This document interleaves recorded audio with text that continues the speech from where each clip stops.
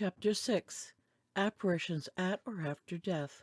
It has been said by a very eminent literary man that the accounts of the appearance of people at or shortly after the moment of death make very dull reading as a general rule. This may be. They are certainly not so lengthy or full of detail as the accounts of haunted houses, nor could such be expected. In our humble opinion, however, they are full of interest and open up problems of telepathy and thought transference to which the solution may not be found for years to come. That people have seen the image of a friend or relative at the moment of dissolution, sometimes in the ordinary garb of life, sometimes with symbolical accompaniments, or that they have been made acquainted in some abnormal manner with the fact that such a one has passed away, seems to be demonstrated beyond all reasonable doubt. But we would hasten to add that such appearances are not a proof of existence after death, nor can they be regarded in the light of special interventions of a merciful providence. Were they either, they would surely occur far oftener. The question is, why do they occur at all? As it is, the majority of them seem to happen for no particular reason, and are often seen by persons who have little or no connection with the deceased. Not by their nearest and dearest, as one might expect. It is supposed that they are veridical hallucinations, i.e., ones which correspond with objective events at a distance, and are caused by a telepathic impact conveyed from the mind of an absent agent to the mind of the percipient. From their nature they fall under different heads. The majority of them occur at what may be conveniently be described as at the time of death. Though how closely they approximate in reality to the instant of the great change is impossible to say, so we have divided this chapter into three groups. 1. Appearances at the time of death, as explained above. 2. Appearances clearly after the time of death. 3. In this third group, we hope to give three curious tales of appearances sometime before death. Group 1. We commence this group with stories in which the phenomena connected with the respective deaths were not perceived as representations of the human form. In the first, only sounds were heard. It is sent as a personal experience by the Archdeacon of Limerick, Very Reverend J. A. Hayden, LL.D. In the year 1879, there lived in the picturesque village of Adair, at a distance of about 8 or 9 miles from my residence, a district inspector named Blank, with whom I enjoyed a friendship of the most intimate and fraternal kind. At the time I write of, Mrs. Blank was expecting the arrival of their third child. She was a particularly tiny and fragile woman, and much anxiety was felt as to the result of the impending event. He and she had very frequently spent pleasant days at my house, with all the apartments of which they were thoroughly acquainted, a fact of importance in this narrative. On a Wednesday, October 17, 1879, I had a very jubilant letter from my friend announcing that the expected event had successfully happened on the previous day and that all was progressing satisfactorily. On the night of the following Wednesday, October 22nd, I retired to bed at about 10 o'clock. My wife, the children, and 2 maidservants were all sleeping upstairs, and I had a small bed in my study, which was on the ground floor. The house was shrouded in darkness, and the only sound that broke the silence was the ticking of the hall clock. I was quietly preparing to go to sleep, when I was much surprised at hearing, with the most unquestionable distinctness, the sound of light, hurried footsteps, exactly suggestive of those of an active, restless young female coming in from the hall door and traversing the hall. They then, apparently with some hesitation, followed the passage leading to the study door, and on arriving at which they stopped. I then heard the sound of a light, agitated hand, apparently searching for the handle of the door. By this time, being quite aware that my wife had come down and wanted to speak to me, I sat up in bed and called to her by name, asking what was the matter. As there was no reply and the sounds had ceased, I struck a match, lighted a candle, and opened the door. No one was visible or audible. I went upstairs, found all the doors shut and everyone asleep. Greatly puzzled, I returned to the study and went to bed, leaving the candle alit. Immediately the whole performance was circumstantially repeated, but this time the handle of the door was grasped by the invisible hand and partly turned, then relinquished. I started out of bed and renewed my previous search, with equally futile results. The clock struck 11, and from that time all disturbances ceased. On Friday morning I received a letter stating that Mrs. S. had died at about midnight on the previous Wednesday. I hastened off to Adair and had an interview with my bereaved friend. With one item of conversation I will close. He told me that his wife sank rapidly on Wednesday until when night came on she became delirious. She spoke incoherently, as if revisiting scenes and places once familiar. She thought she was in your house, he said, and was apparently holding a conversation with you, as she used to keep silent at intervals as if listening to your replies. I asked him if he could possibly remember the hour at which the imaginary conversation took place. He replied that, curiously enough, he could tell it accurately, as he looked at his watch and found the time between 10:30 and 11 o'clock, exact time of the mysterious manifestations heard by me. A lady sends the following personal experience. I had a cousin in the country who was not very strong, and on one occasion she desired me to go to her and accompany her to K. I consented to do so and arranged a day to go and meet her. This was in the month of February. The evening before I was to go, I was sitting by the fire in my small parlor about 5 p.m. There was no light in the room except what proceeded from the fire. Beside the fireplace was an armchair, where my cousin usually sat when she was with me. Suddenly that chair was illuminated by a light so intensely bright that it actually seemed to heave under it, though the remainder of the room remained in semi-darkness. I called out in amazement, "What happened to the chair?" In a moment the light vanished, and the chair was as before. In the morning I heard my cousin had died about the same time that I saw the light. We now come to the ordinary type, i.e., where a figure appears. The following tale illustrates a point we have already alluded to, namely that the apparition is sometimes seen by a disinterested person, and not by those whom one would naturally expect to see it. A lady writes as follows. At Island Magee is the Nohead Lonan, a long, hilly, narrow road, bordered on either side by high thorn hedges and fields. 20 years ago, when I was a young girl, I used to go to the post office at Nohead on Sunday mornings down to Lonan, taking the dogs for the run. One Sunday, as I had got to the top of the hill on my return journey, I looked back. I saw a man walking rapidly after me, but I was still a good way off. I hastened my steps, for the day was muddy, and I did not want him to see me in a bedraggled state. But he seemed to come on so fast as to be soon close behind me, and I wondered he did not pass me, so we went on, I never turning to look back. About a quarter of a mile further on I met A.B. on Dick's Spray on her way to church or Sunday school, and stopped to speak to her. I wanted to ask who the man was, but he seemed to be so close I did not like to do so, and expected he had passed. When I moved on, I was surprised to find he was still following me, while my dogs were lagging behind with downcast heads and drooping tails. I then passed a cottage where C.D. was out feeding her fowls. I spoke to her, and then feeling that there was no longer anyone behind, looked back and saw the man standing with her. I wouldn't have had paid any attention to the matter had not A.B. been down at our house that afternoon, and I casually asked her, "Who was the man who was just behind me when I met you on Dick's Spray?" "What man?" she said, and noting my look of utter astonishment, added, "I give you my word I never met a soul but yourself from the time I left home till I went down to Nohead Lonan." Next day C.D. came to work for us, and I asked her who was the man standing behind her after I passed her on Sunday. "Naebody," she replied. "I saw naebody but yourself." It all seemed very strange, and they thought so too. About 3 weeks later, news came that C.D.'s only brother, a sailor, was washed overboard that Sunday morning. The following story is not a first-hand experience, but is sent by the gentleman to whom it was related by the recipient. The latter said to him, "I was sitting in this same chair I am at present one evening, when I heard a knock at the front door. I went myself to see who was there, and on opening the door saw my old friend P.Q. standing outside with his gun in his hand. I was surprised at seeing him, but asked him to come in and have something. He came inside the porch into the lamplight and stood there for a few moments. Then he muttered something about being sorry he had disturbed me, and that he was on his way to see his brother, Colonel Q., who lived about a mile further on. Without any further explanation, he walked away towards the gate into the dusk. I was greatly surprised and perplexed, but as he had gone, I sat down again by the fire.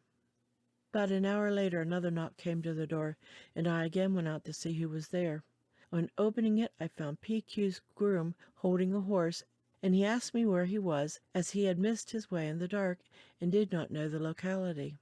I told him and then asked him where he was going and why. He replied that his master was dead at his own house about 9 miles away, and that he had been sent to announce the news to Colonel Q. Miss Green of Green Park, County Tipperary, relates a story which was told to her by the late Miss Blank, sister of the former Dean of Cashel. The later, an old lady, stated that at one time she was staying with a friend in a house in the suburbs of Dublin. In front of the house was an unusual grass plot, divided into two by a short gravel path which led down to a gate which opened onto the street. She and her friend were one day engaged in needlework in one of the front rooms when they heard the gate opening, and on looking out of the window they saw an elderly gentleman of their acquaintance coming up the path. As he approached the door, both exclaimed, "Oh, how good of him to come and see us!" As he was not shown into the sitting room, one of them rang the bell and said to the maid when she appeared, "You have not let Mr. So-and-so in. He is at the door for some little time."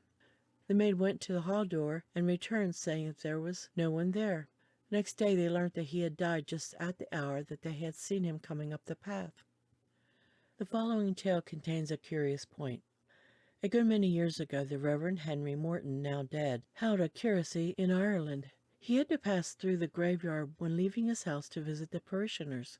One beautiful moonlight night he was sent for a visit to a sick person and was accompanied by his brother, a medical man, who was staying with him. After performing the religious duty, they returned through the churchyard and were chatting about various matters when, to their astonishment, a figure passed them, both seeing it. This figure left the path and went on among gravestones and then disappeared. They could not understand this at all, so they went to the place where the disappearance took place, but, needless to say, could find nobody after the most careful search. The next morning they heard that the person visited had died just after their departure. Well, the most marvelous thing of all was that the burial took place at the very spot where they had seen the phantom disappear. The Reverend G.B. Knox communicates the following. In a girls' boarding school several years ago, two of the boarders were sleeping in a large double-bedded room with two doors. About 2 o'clock in the morning the girls were awakened by the entrance of a tall figure in clerical attire, the face of which they did not see. They screamed in fright, but the figure moved in a slow and stately manner past their beds and out the other door. It also appeared to one or two of the other boarders, and seemed to be looking for someone. At length it reached the bed of one who was evidently known to it. The girl woke up and recognized her father. He did not speak, but gazed for a few minutes at his daughter, and then vanished. Next morning a telegram was handed to her, which communicated the sad news that her father had died on the previous evening, at the hour when he had appeared to her. Here is a story of a very old type. It occurred a good many years ago. A gentleman named Miller resided in County Wexford, while his friend and former schoolfellow lived in the north of Ireland. This long friendship led them to visit each other's houses from time to time, but for Mr. Miller there was a deep shadow of sorrow over these otherwise happy moments, for, while he enjoyed the most enlightened religious opinions, his friend was a non-believer. The last time they were together, Mr. Scott said, "My dear friend, let us solemnly promise that whichever of us shall die first shall appear to the other after death, if it be possible." "Let it be so, if God will," replied Mr. Miller. The next morning, some time after, about 3 o'clock, the latter was awakened by a brilliant light in his bedroom. He imagined that the house must be on fire, when he felt what seemed to be a hand laid on him, and heard his friend's voice say distinctly, "There is a God, just but terrible in his judgments," and all again was dark. Mr. Miller at once wrote down this remarkable experience. 2 days later he received a letter announcing Mr. Scott's death on the night and at the hour that he had seen the light in his room. The above leads us on to the famous Beresford ghost, which is generally regarded as holding the same position relative to Irish ghost stories that Dame Alice Kyteler used to hold with respect to Irish witches and wizards. The story is so well known and has been published so often that only a brief allusion is necessary, with the added information that the best version is to be found in Andrew Lang's Dreams and Ghosts, Chapter 8, Silver Library Edition. Lord Tyrone appeared after death one night to Lady Beresford at Guildhall, in accordance with a promise, as in the last story, made in early life. He assured her that the religion was as revealed by Jesus Christ as the only true one. Both he and Lady Beresford had been brought up deists. Told her that she was enceinte and would bear a son, and also foretold her second marriage and the time of her death. In proof whereof, he drew the bed hangings through an iron hook, wrote his name in her pocketbook, and finally placed a hand cold as marble on her wrist, at which the sinews shrunk up. To the day of her death, Lady Beresford wore a black ribbon round her wrist. This was taken off before her burial, and it was found the nerves were withered and the sinews shrunken, as she had previously described to her children. Group 2. We now come to some stories of the apparitions seen sometime after the hour of death. Canon Ross Lewin of Limerick furnishes the following incident in his own family.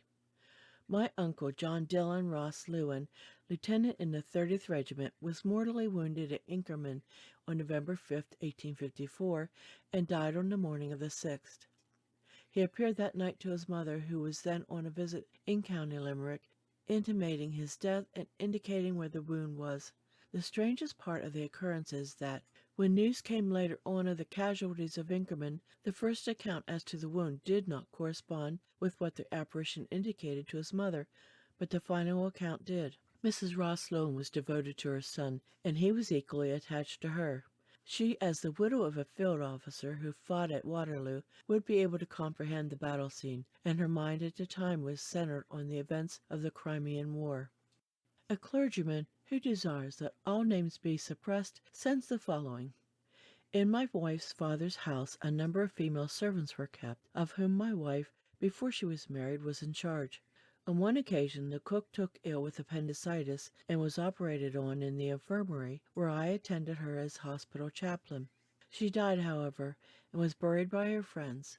Some days after the funeral, my wife was standing at a table in the kitchen, which was so placed that any person standing at it could see into the passage outside the kitchen, if the door happened to be open.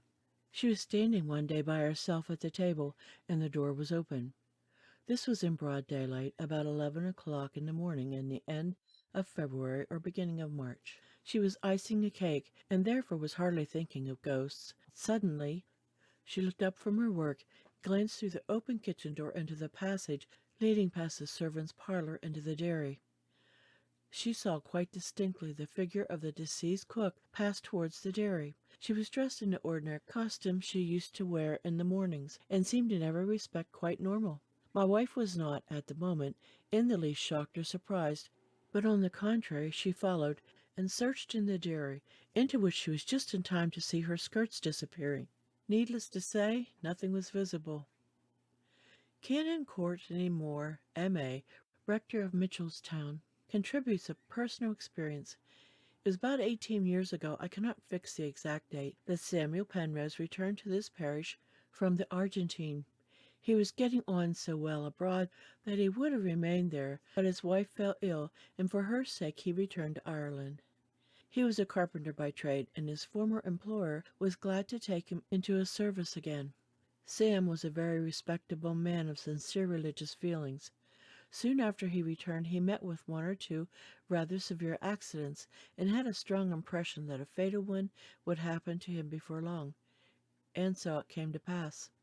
A scaffolding gave way one day and precipitated him onto the flag-stoned floor. He did not die immediately, but his injuries proved fatal.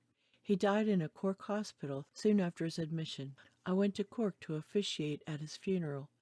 About noon the next day I was standing at my hall door, and the form of poor Sam, the upper half of it, seemed to pass before me. He looked peaceful and happy. It was a momentary vision, but perfectly distinct.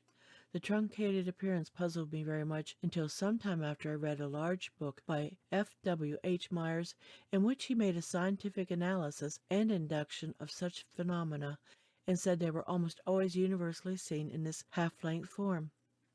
I do not profess to explain what he meant.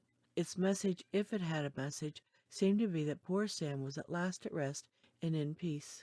A story somewhat similar to the above was related to us, in which the apparition seems certainly to have been sent with a definite purpose. Two maiden ladies, whom we shall call Miss A.X. and Miss B.Y., lived together for a good many years.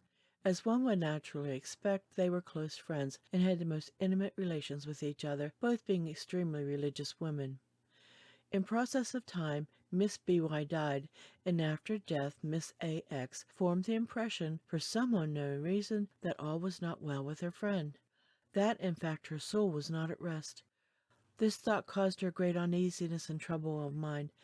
One day she was sitting in her armchair thinking over this, and crying bitterly. Suddenly she saw in front of her a brilliant light, in the midst of which was her friend's face, easily recognizable but transfigured, and wearing the most beatific expression. She rushed towards it with her arms outstretched, crying, "Oh, B, why have you come?" At this the apparition faded away. Ever after, Miss A.N. was perfectly tranquil in her mind with respect to her friend's salvation. This group may be brought to a conclusion by a story sent by Mr. T. McFadden.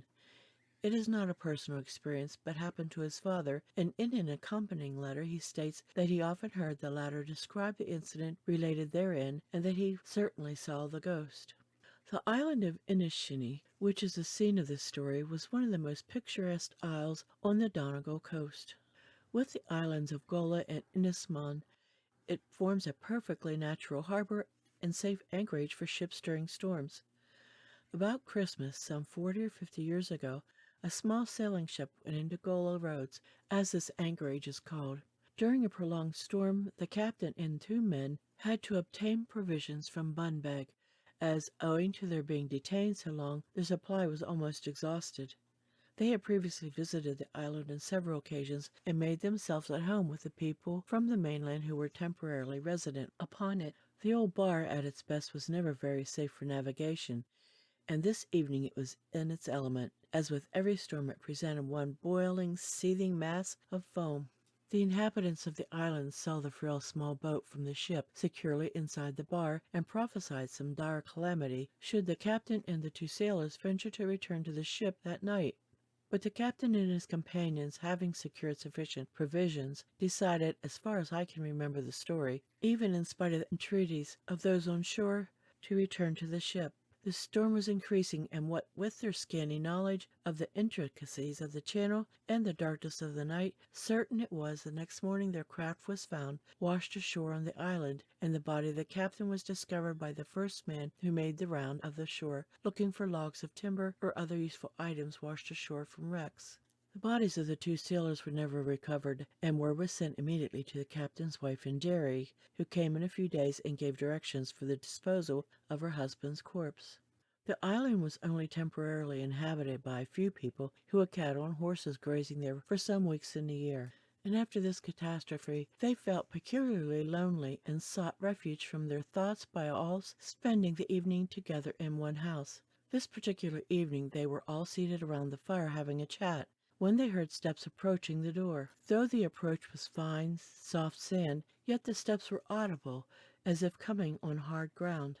They knew there was no one on the island save the few who were sitting quietly round the fire, and so in eager expectation they faced round to the door. What was their amazement when the door opened and a broad-shouldered man appeared and filled the whole doorway, and that man the captain who had been buried several days previously.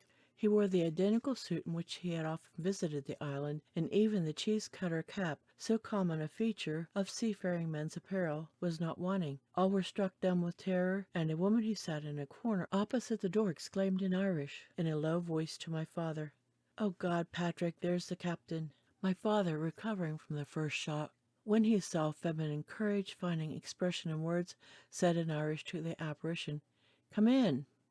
They were so certain of the appearance that they addressed him in his own language, as they invariably talked Irish in the district in those days.